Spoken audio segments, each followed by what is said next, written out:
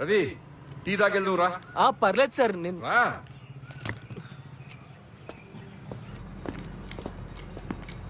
రా.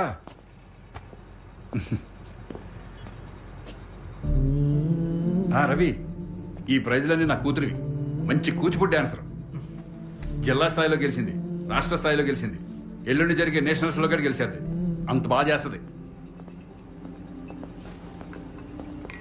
నమస్కారం.